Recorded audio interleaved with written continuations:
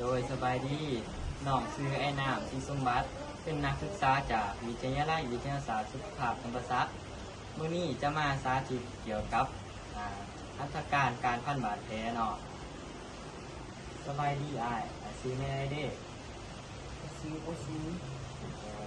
อายุเท่าไหร่ละปี อยู่บ้านเมืองแพงได้เด้บัตรเงินก็สังเกตยังเป็นภาษาของขอเบิ่งบอลที่เจ็บในระบบบาดแผลนี่เกิดจากหยังได้แรงลบโดยแล้วน้องสีพันบาดแผลให้เด้อขอไปเตรียมทุกอย่างเตรียมของเนาะ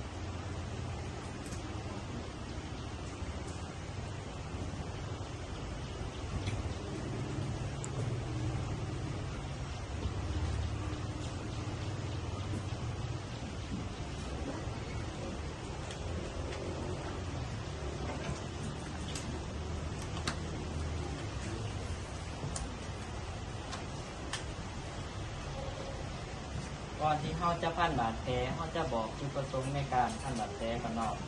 อันที่หนึ่งก็คือ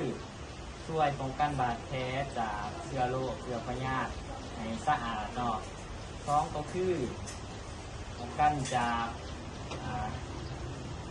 หามเลือดก็คือจากปากบาดแผลเนาะสามก็คือป้องกันอาการซนที่จะตามมาภายหลังเนาะ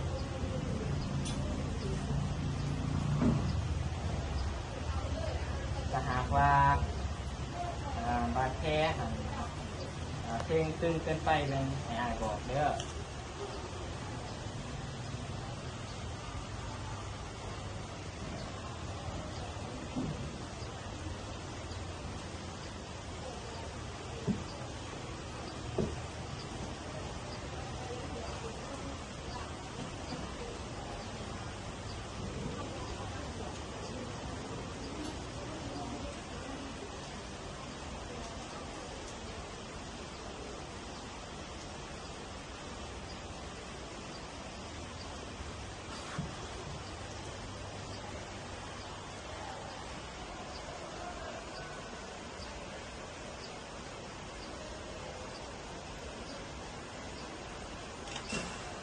เมื่อเขาพันบาดแผลแล้วเขาก็จะมาประเมินก็คือเบิ่งว่านิ้วมือของคนเจ็บนั้นมีอาการเป็นซีทำเหลหรือบอเนาะเลือดไหลเวียนดีหรือบอสำหรับนิ้วมือของคนเจ็บนี่แมนปกติดีเนาะแล้วก็ตาบาดแผลนี่ตึงหรือบอคือว่าโอ้โดยเน้นดีเนาะติ้งนิ้วมือให้เบิ่งแม่ได้บ่โอ้